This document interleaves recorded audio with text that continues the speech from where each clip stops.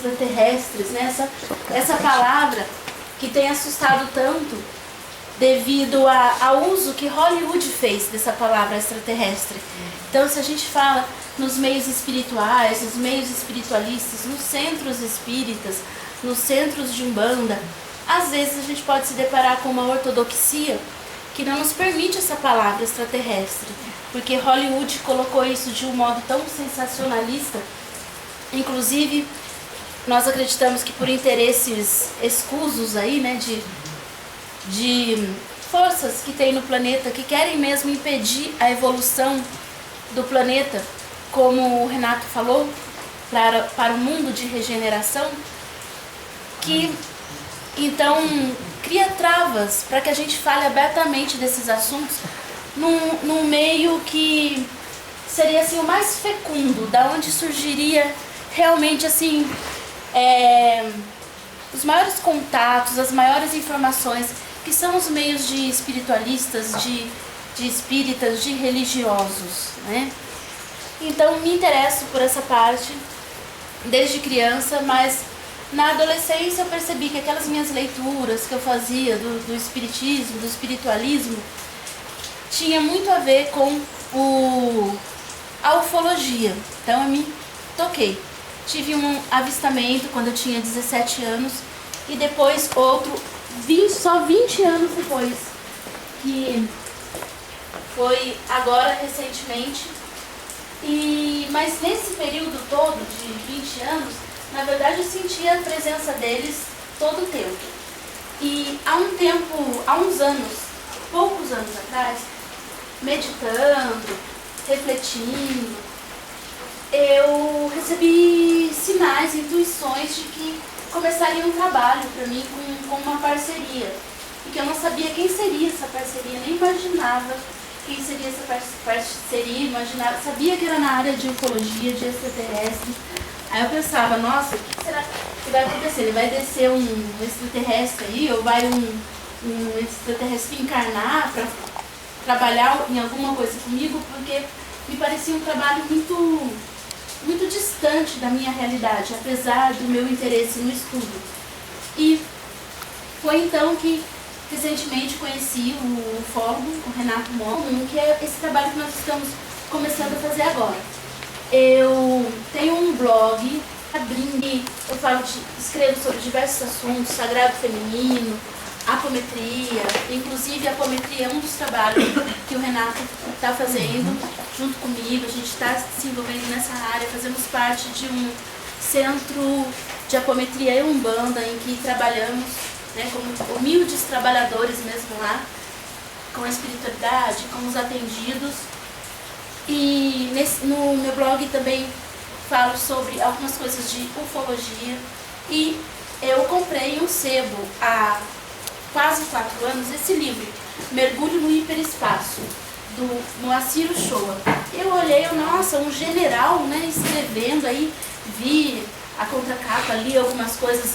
Um general que fez uma pesquisa na área ufológica, mas como assim? Continuou general? Continuou sendo do exército? Quem é essa pessoa que conseguiu isso, né? E fui pesquisar, mas aí da época que eu adquiri esse livro, de 2016 para cá, tive vários reveses, inclusive na área da saúde, e essa leitura foi ficando adormecida lá. Mas no começo desse ano, aquele estalo, aquele insight, esse livro tem que ser lido até janeiro agora, de 2020. Então, quem sou eu para ir contra isso, né? Fui lá, esse livro parado desde 2016 na minha estante, fui ler e fazer um resumo facilitado no blog, porque com o blog eu tento falar com as pessoas comuns, aquelas pessoas que são no seu dia a dia, meio adormecida, aquela coisa de trabalha, nasce, cresce, morre, trabalha. Não, antes de morrer trabalha, depois que morre, mas vive aquela vida automática. Então eu decidi falar com essas pessoas, porque eu pensei, não tem um trabalho grandioso nessa área, então, como muitas pessoas que eu admiro, mas o que eu posso fazer? O que cada um pode fazer dentro da sua simplicidade? Bom, a gente tenta conversar com a família, nem sempre a gente é entendida, colocado como louco. E é aquela história de santo de casa não faz milagre. Com os amigos também a gente acaba sendo esquisitona, esquisitão do grupo, apesar de a gente não consegue parar de falar dessas coisas, não consegue deixar de ser a gente mesmo. Pode vir pra cá. Trabalho. Sim, adorei o ambiente. Quando eu entrei, olhei. Imagina 40 anos atrás vai fazendo isso que você está fazendo agora. Para você tá difícil?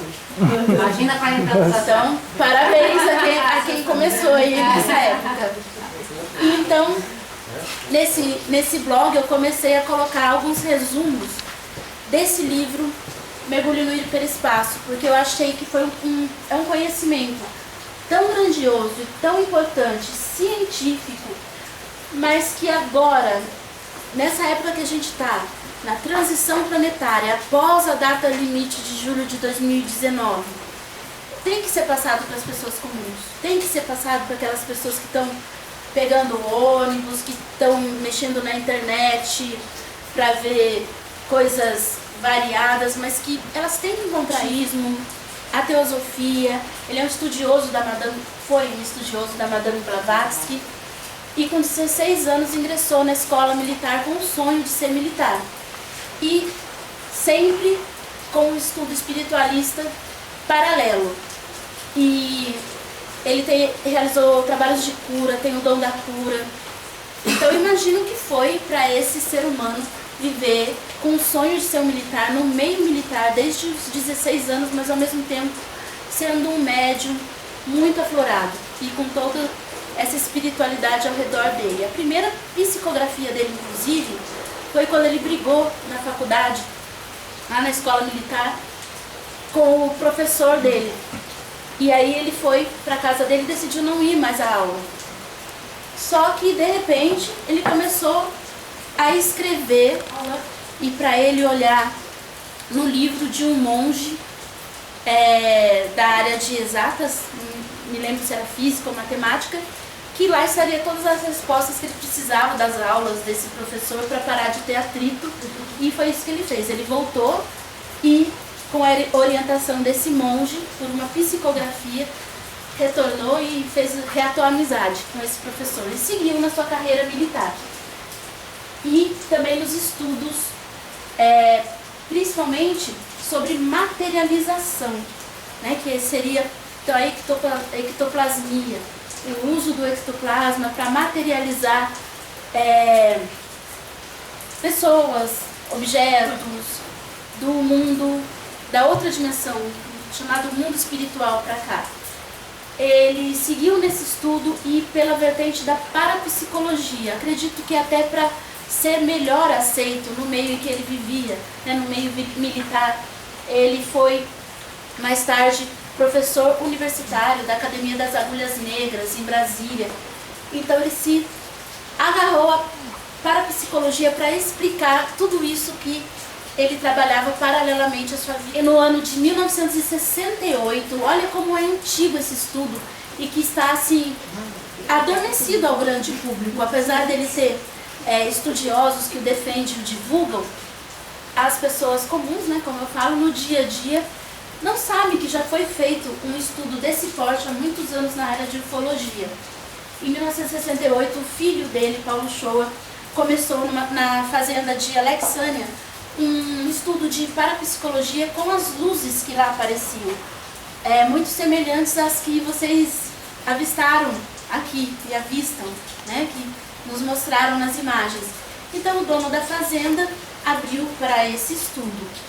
Num primeiro momento, o general falou para o filho dele: não, ufologia é muito interessante, mas mais um assunto na minha vida, deixo isso para outra vida. O próprio filho dele relata que ele, num primeiro momento, não quis se envolver, mas que ao se mudar para perto dessa fazenda de Alexânia, não teve como. Ele seguiu com o grupo de parapsicologia para lá.